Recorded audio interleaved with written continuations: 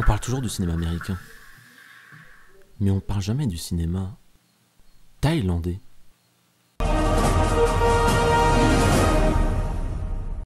Salut et bienvenue à tous et à toutes sur ce deuxième épisode de Tour du Monde en 193 films. Le premier épisode, on s'était intéressé au cinéma irakien et aujourd'hui, on va s'intéresser à un cinéma tout aussi peu connu, le cinéma thaïlandais. Et c'est vrai que c'est pas très connu parce que quand on parle de la Thaïlande, en général, on pense à alors que pourtant la Thaïlande a bel et bien son propre cinéma avec ses particularités. Certes, la production est nettement moins importante que le top 10 mondial, il suffit de comparer à la France, mais elle possède quand même des films relativement connus. Et vous allez voir que le cinéma et la Thaïlande, c'est une longue histoire d'amour. Et pourtant, des films thaïlandais qui ont été récompensés, il y en a, comme Uncle Boom qui a obtenu la Palme d'Or au Festival de Cannes en 2010, un film qui parle de la réincarnation, un sujet rare au cinéma, et Cemetery Splendor, un film nommé à Cannes et qui parle là aussi de la vie après la mort. Décidément. En fait, le cinéma est arrivé en Thaïlande grâce à cette vidéo.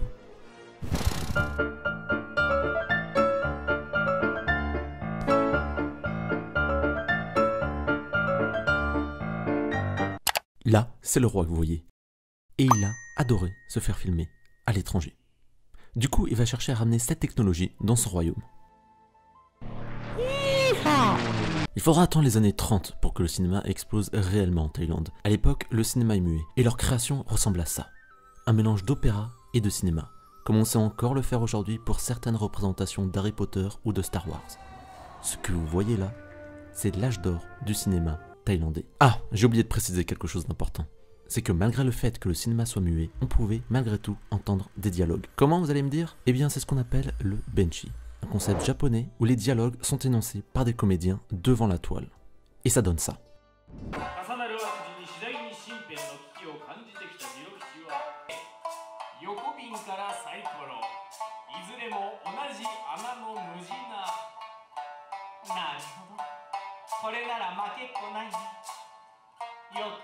Et du coup, la vraie star, c'était ces comédiens-là et non pas les acteurs du film en question. Une censure toujours en vigueur en Thaïlande. Une censure qui existe à travers un comité qui a pour mission de regarder les films avant que ces derniers arrivent sur le marché. Sexe, nudité, présence de drogue, d'armes à feu, mais aussi critique du pouvoir ou tout simplement critique de la religion ou des militaires sont à proscrire.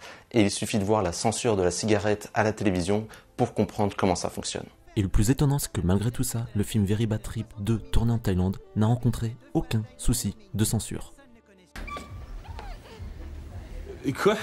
Que tu décharges quoi? Voyons, tu sais bien, mon sperme. Je crois que t'as fait une faute de syntaxe. Tu veux dire mon sperme.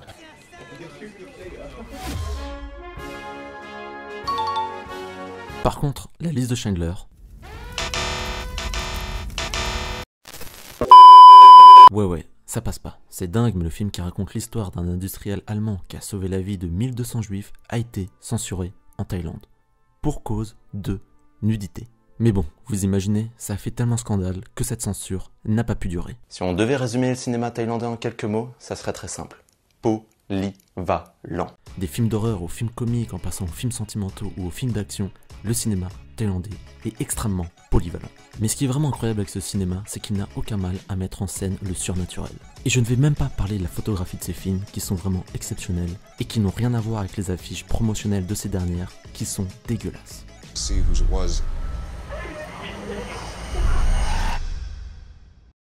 L'un de mes films préférés que j'ai dû regarder pour réaliser cette vidéo, c'est sans aucun doute Shutter, qui raconte l'histoire d'un couple qui tue par accident un innocent, qui prend la fuite et qui va être par la suite sujet à d'étranges phénomènes. Le film s'est pas très bien exporté à l'étranger et comme d'habitude, les Américains ont fait un remake alors que le film original ressemble déjà extrêmement au film Te souviens-tu l'été dernier. D'ailleurs, on va remarquer que la vie après la mort, c'est la thématique principale des films d'horreur en Thaïlande. Mais si les films d'horreur thaïlandais sont aussi reconnus, c'est parce qu'ils arrivent à mélanger la tradition, la religion bouddhiste, avec une mise en scène très américaine. Même si des fois, ils vont plus loin en cherchant à adapter leurs contes folkloriques au cinéma. Et du coup, ça donne des choses très originales. Le film thaïlandais le plus connu à l'étranger, quant à lui, il s'appelle Ong Bak. C'est un très bon film d'action, même s'il a un petit peu vieilli avec le temps, surtout qu'entre temps on a eu le droit à Raid.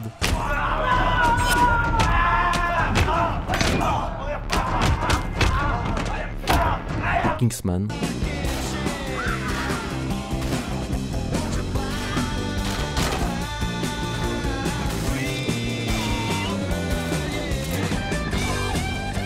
ou encore Grandmaster.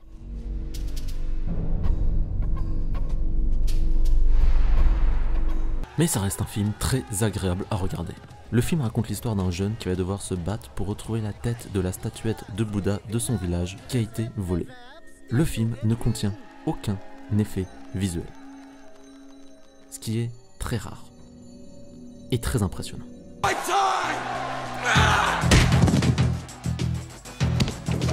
ouais, c'est pas la Chine qui aurait fait ça, hein. D'un côté, la Chine.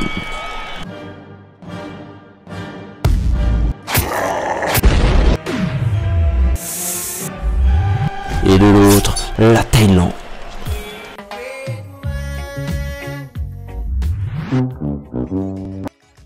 Vous l'aurez compris, la grande majorité des acteurs de ce genre de film, pour pas dire l'intégralité du casting, sont tous maîtres dans les arts martiaux. Mais le mélange entre sportifs de haut niveau et acteurs est très fréquent en Thaïlande. Mais s'il y a bien une particularité du cinéma thaïlandais, c'est ses genres cinématographiques. On connaît les films d'action, les films d'aventure, les films de science-fiction, les films de fantasy, les films romantiques. Mais est-ce que vous connaissez les films gays? Je ne pense pas. Et c'est pas ce que vous pensez. Je vous rappelle qu'il y a une censure en Thaïlande. Et sur YouTube aussi. Je m'attendais à tout et à son contraire quand j'ai vu cette catégorie de films. Et contrairement à ce qu'on pourrait penser, il n'est pas toujours question de films joyeux, festifs, pleins de couleurs. Bon, si, il y a aussi ça. Mais pas que. Regardez cette bande-annonce. À votre avis, ça parle de quoi? On pourrait croire que c'est un film d'action banal, et pourtant c'est un film qui raconte la romance entre un tueur à gages et sa supposée victime. Voilà. Vous l'aurez compris, dans cette catégorie de films, il y a beaucoup de films très sérieux, très noirs, très premier degré. Leur unique particularité, c'est que les protagonistes sont soit gays, soit transsexuels. Un concept propre à la Thaïlande qui existe depuis déjà plusieurs décennies et qui doit son existence au bouddhisme qui ne condamne ni la transsexualité, ni l'homosexualité. Ce qui est important à retenir, c'est que contrairement aux films occidentaux, ces films-là ne sont pas purement politiques. En tout cas, ils ne sont pas toujours engagés. En fait, l'unique raison de l'existence de cette catégorie de films, c'est d'avoir des homosexuels ou des transsexuels dans des premiers rôles. Après quelques visionnages, j'ai presque envie de dire que cette catégorie-là n'est pas vraiment utile. Je veux dire, c'est pas une catégorie à part. On a affaire à des films d'aventure avec un gay. Rien de plus. La sexualité du personnage n'apporte pas grand-chose à l'histoire la plupart du temps. Vous l'aurez certainement compris, l'objectif principal des productions thaïlandaises, c'est de plaire avant tout aux Thaïlandais. Et ça rend l'exportation de leurs films assez compliquée. Et ça, on le remarque tout de suite qu'on arrête de s'intéresser aux films d'action ou aux films d'horreur pour s'intéresser aux comédies. Les comédies thaï sont extrêmement clichés. On a affaire à des comédies romantiques avec un scénario vu et revu. Des films vus et revus. Et un jeu d'acteurs surjoué à la mort.